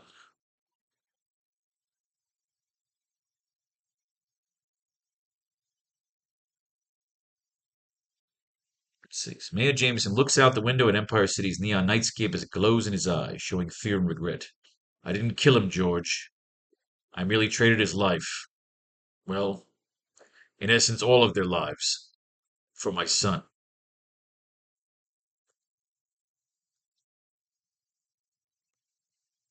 Daisy. Traded to who?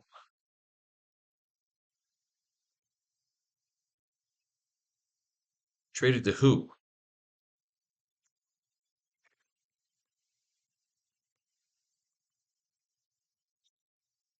And what happened to your son? Traded to who? And what happened to your son? So he's got to take Commissioner Stacy to what? Show him his kid, or he's going to show him his kid right in that fucking office?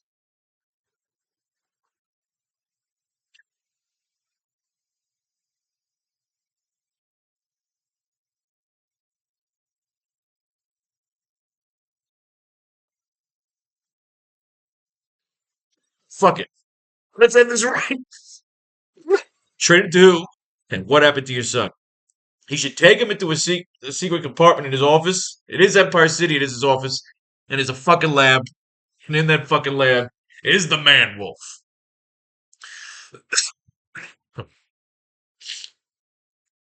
Let's go. Let's do this issue and close out this class tonight. 'Cause I fucking hate the clone issues. He just fought his clone. Professor Warren was killed. I got a bad feeling he's coming back in 250 issues. But he's dead right now. This is a milestone issue. Spider-Man made it to 150 issues.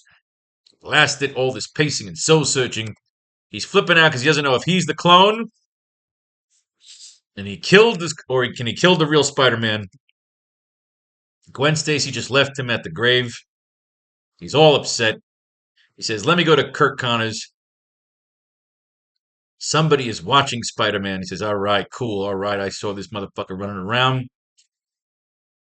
Superhero types can't just barge into any GP's office, not with a secret identity." So he's using Kirk Connors' office. What did he say? His setup can make Chad Everett insecure. Who the fuck's Chad Everett? It's a 1975 reference. I don't know it. Dr. Connors is now in Florida. He might give himself a break too, particularly after a rough fight from the sunny south. This secret stuff, this visit secret stuff is something I can help you with.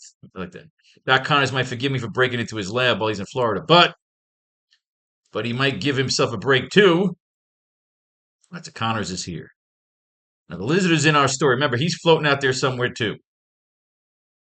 He just saved me from a long night pressing a dull speech for a convention tomorrow. Was already regretting having promised to attend. All right, so that's how they wrote him into this fucking story.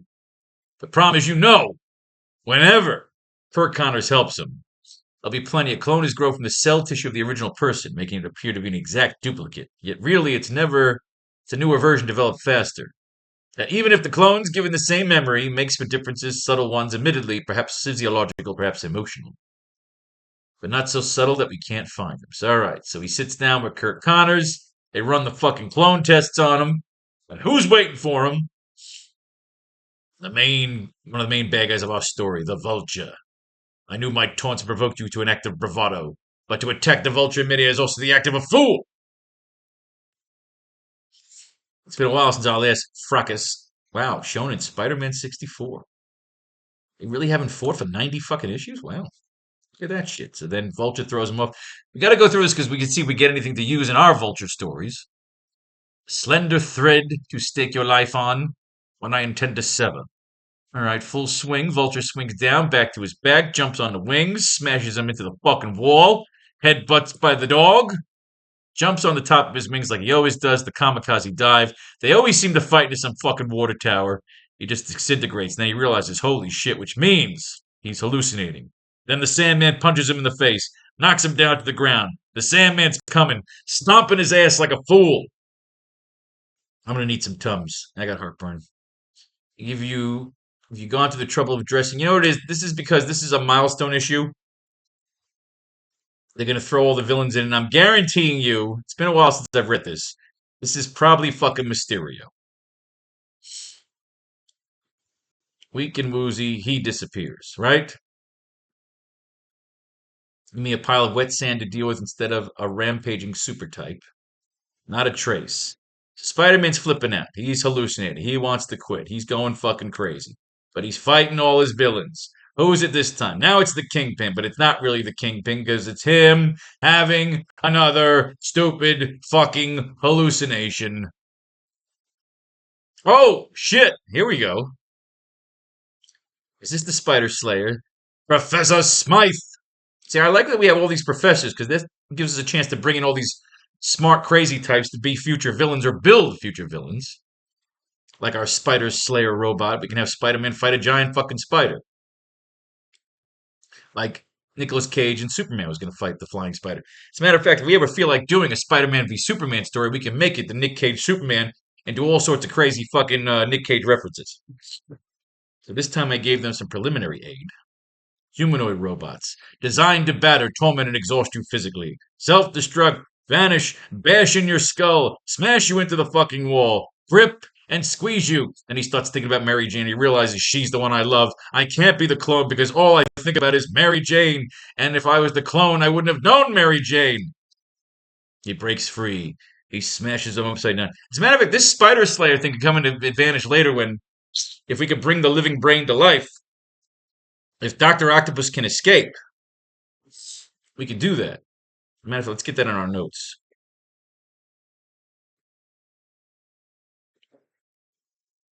While all the villains have been exiled from Empire City, Dr. O can escape his subterranean prison and use either the lizard as an avatar or, like Krang, use the lizard with his brain on top of a power suit like contraption with the lizard's body. That could be some fun shit. That could definitely be some fun shit in our notes. Man, we're writing monster stories, man. All-Star Spider-Man, traded to who? And what happened to your son? So that's panel 6, right? Yes.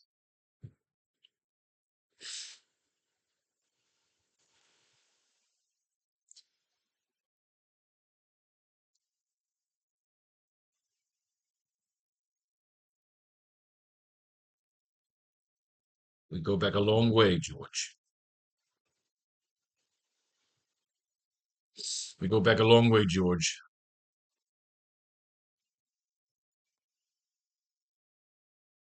So I won't ask if I can trust you. We go back a long way, George. So I won't insult you. We go back. All right. Traded to who? What happened to your son? Traded to who? What happened to your son? So I won't insult you by demanding secrecy. We go back a long way, George. So I won't insult you. So I won't insult you.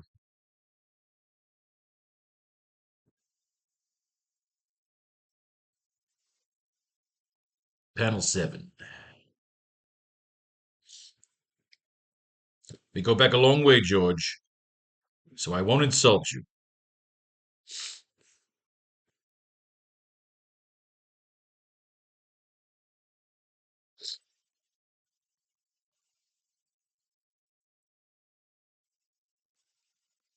We see Jameson push a button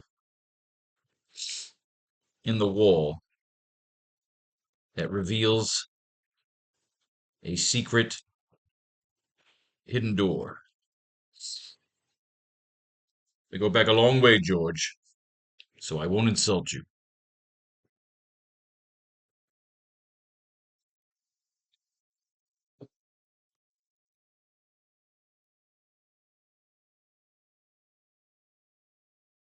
See Jameson push a button in the wall Reveals a secret hidden door. Okay, so Jameson will say,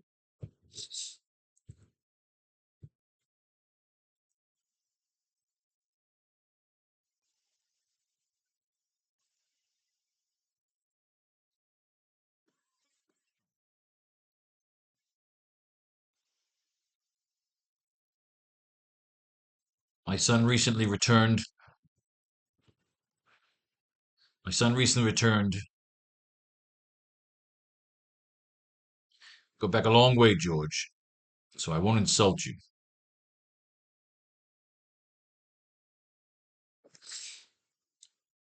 So I won't insult you. My son recently returned from a secret mission to the moon.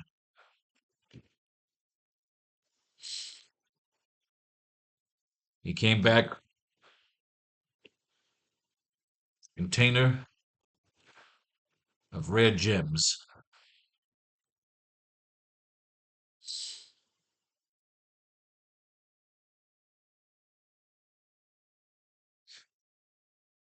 We see Jameson push a button in the wall that reveals a secret hidden door. My son recently returned from a secret mission to the moon. My son recently returned from a secret mission to the moon. He came back with a container of rare gems.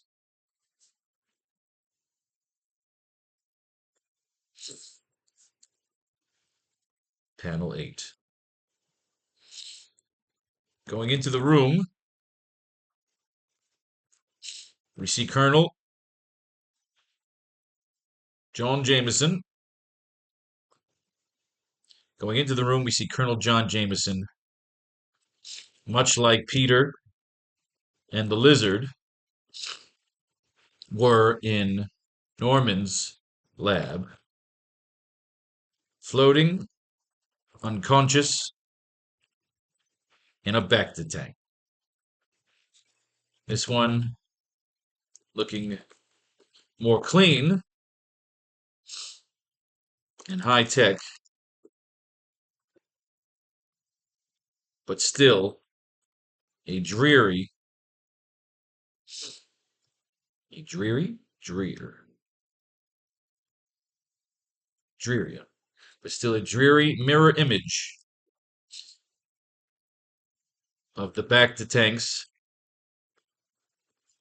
that previously held Peter, Dr. O, and the lizard. So now we're not going to show him as the man wolf, because I also want to give the possibility that instead of the man wolf, fuck the man wolf, he'll be Venom. You know what I mean? He'll take the hatred of Jameson, or maybe Jameson will die at the end of this instead of Commissioner Stacy. We could build some rivalry here. This is how I'm going to end this page. He came back with a container of rare gems.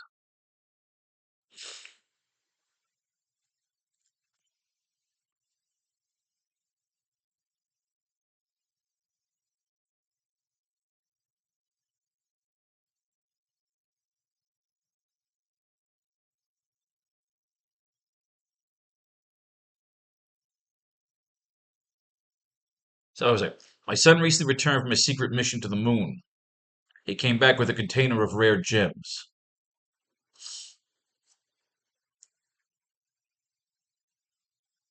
My son recently returned from a secret mission to the moon. He came back with a container of rare gems. All right, here we go. And here's our closing line. Unfortunately,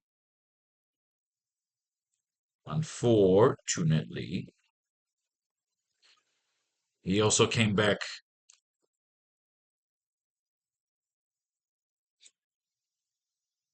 He came back with a container of rare gems. Unfortunately, he also came back in a container of his own.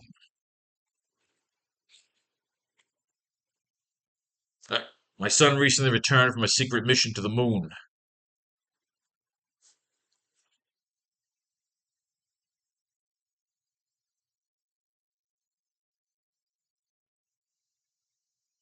My son recently returned from a secret mission to the moon base.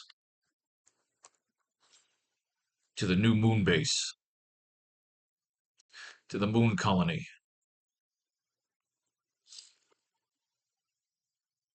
The moon would be a colony if they're going to Mars. Remember, they just shot the fucking Fantastic Four. It wouldn't be a moon. Wouldn't be a colony. To the moon station, just to the fucking moon. To the moon base. I like the moon base. My son recently returned from a secret mission to the moon base. My son recently returned from a secret mission to the moon base. He came back with a container of rare gems. Unfortunately, he also came back in a coma. Bam.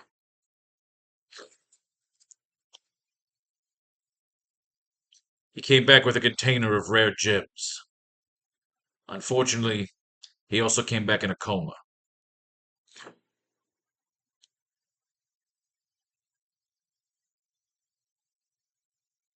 He came back with a container of rare gems. Unfortunately, he also came back in a coma. Like it. He's gonna be Venom. The idea is we're teasing that he'll be the Man-Wolf, but fuck the Man-Wolf. He's gonna be Venom. Either way, right now, that's how we end the page. Let's end this comic book. And while we end the comic book really quick, let's feed this fucking thing into the AI engine. Because we are done, ladies and gentlemen. That is page 9 and 10. We're fucking flying. All right, good. Pages 9 and 10 are done. So what we do now is we save it as a PDF.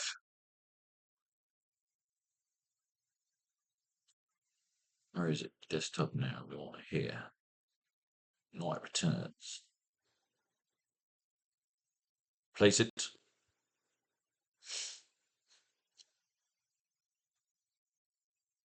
Fun, fun, fun, now that Daddy took the T-Bird away. We'll drop the video on the YouTube channel. But it should be built up by the time we finish this comic book. It might not.